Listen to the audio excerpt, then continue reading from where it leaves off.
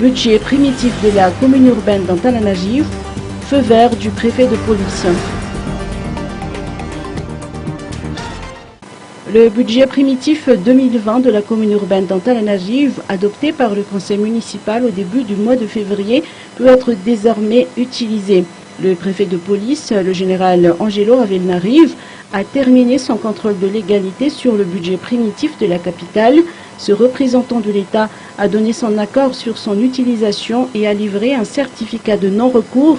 De ce fait, la CUA peut percevoir des recettes et engager des dépenses pour cette année budgétaire 2020. Le maire de la capitale, Nana Titouane, prévoit un budget total de 106 886 millions d'ariages au titre de cette année 2020, s'il était de 45 milliards d'ariages en 2019. Le budget primitif de la CUA prévoit notamment la hausse jusqu'à 2 millions d'ariages, l'amende de mise en fourrière des véhicules commettant des infractions. Sur ce sujet, le préfet de police précise que la CUA respecte la légalité, notamment le décret numéro 95/291 du 18 avril 1995 portant organisation de la fourrière modifiée et complété par le décret numéro 96/583 du 17 juillet 1997. La commune respecte l'article 9 de ce décret qui prévoit le droit de fourrière de 3 000 ariages par cheval par jour. Le préfet de police précise que l'amende prévue dans le budget primitif de la CUA reste faramineuse suite à l'augmentation du frais de conduite et du transport de la voiture ainsi que le droit de gardiennage. Ceci est fixé de 200 000 ariages pour le transport de la voiture, 150 000 ariages par jour pour le droit de gardiennage pour tous les types de véhicules.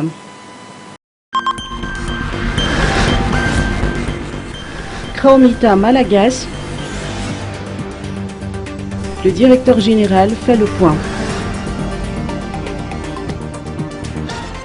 La Kraomita Malagas traverse une période assez difficile. Une enquête a été ouverte sur les vols, détournements et pertes subies par l'entreprise. L'ancien dirigeant nous a laissé une dette de 101 milliards d'ariages avec une perte assez conséquente de 39 milliards d'ariages. Ce n'est pas aisé de relever la situation et les dirigeants de la Kraoma comptent sur la bonne foi des partenaires et la bonne volonté des ouvriers pour pallier ensemble à cette grande perte. Si Kraomita Malagas subit aujourd'hui une période de difficulté, c'est que la société Kromamanine, où est partenaire donc Ferromanine, a cessé de s'acquitter des obligations par rapport au salaire depuis le mois de novembre 2019. Si bien que nous avons beaucoup de difficultés pour honorer le paiement des salaires des ouvriers. On apprend par ailleurs que la société Ferromanine, qui est actionnaire de Kromamanine, est en train de proposer la révision des conditions. Ils ont investi et ont le droit de manifester des changements. Les Russes se sont rendus compte que le plan proposé ne répond pas à leurs attentes et sont en train de renégocier les conditions, ce qui est tout à fait légitime. La direction générale, composée de techniciens, va préparer les conditions de cette révision, à charge pour les instances supérieures de prendre les décisions y afférentes.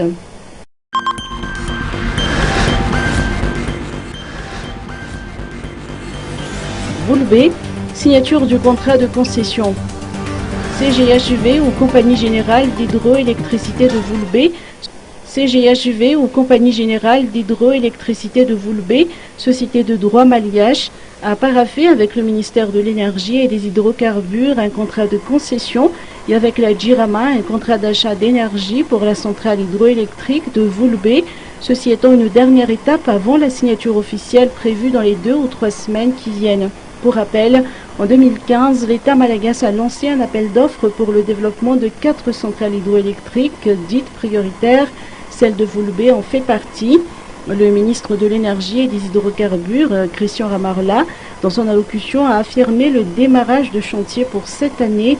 Cette centrale de 120 MWh servira avant tout la région Atsinanan, mais elle sera également injectée dans le réseau interconnecté d'Antananarivo à Tuamas, un projet développé avec la BAD dont la signature a été faite quelques jours de cela. Le ministre a reconfirmé son engagement à accélérer tous les projets hydroélectriques. Pour sa part, le directeur général de CGHV, Rémi Hubert, n'a pas manqué de citer les divers avantages de la partie malagasy, à savoir un bon millier de créations d'emplois et 360 000 branchements. On vous l'a expliqué au travers du petit film.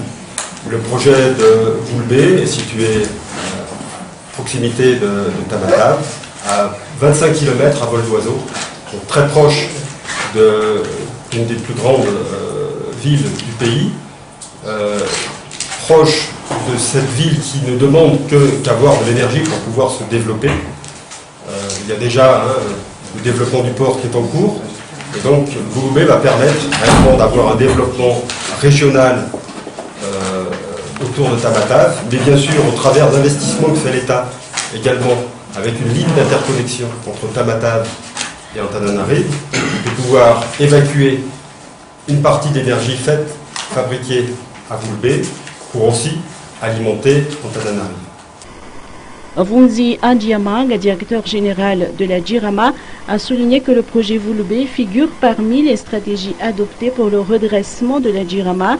Le principe, selon lui, est de réduire le coût de revient de cette société d'État qui avoisine les 25 cents $ actuellement. Avec le projet Voulbé, ceci sera de 7 cents $. La centrale hydroélectrique de Voulbé prévoit de produire sa première kilowattheure avant la fin 2023. Près de 360 000 ménages seront les bénéficiaires de ce projet qui promet également de créer plus de 400 emplois.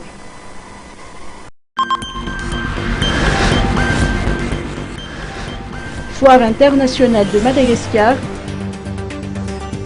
15e édition du 14 au 17 mai.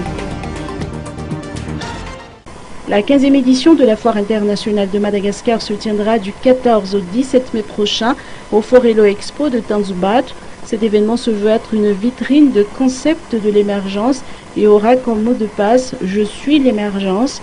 Le lancement de cette manifestation économique s'est tenu dans l'après-midi au Louvre Antananarive. Avec ce mot de passe, « Je suis l'émergence », vous vous souvenez que l'année dernière, tous nos événements ont tourné autour de « Sur la route de l'émergence », c'est-à-dire que nous mettions en perspective de comprendre un peu ce qui allait se passer.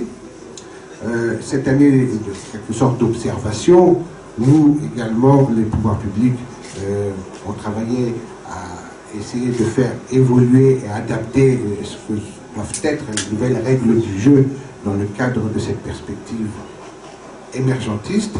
Maintenant, on dit « Je suis l'émergence ». Et vous aurez derrière un autre événement dont on aura l'occasion de parler plus tard, pas aujourd'hui, de l'habitat, où nous parlons là des bâtisseurs de l'émergence. Vous voyez, le pays est en chantier.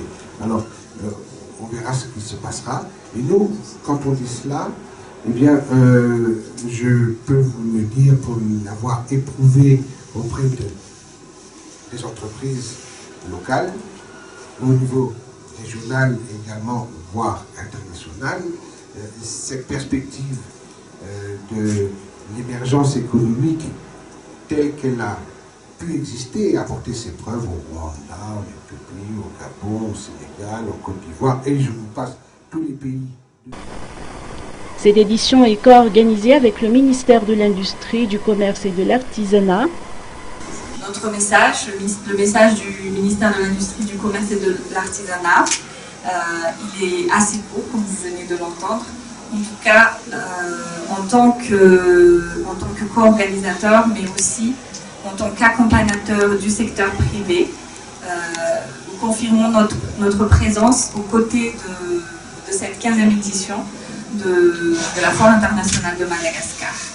Émergente, innovante, la FIM portera en elle les solutions aux nombreux désirata légitimes, tant des professionnels que du grand public.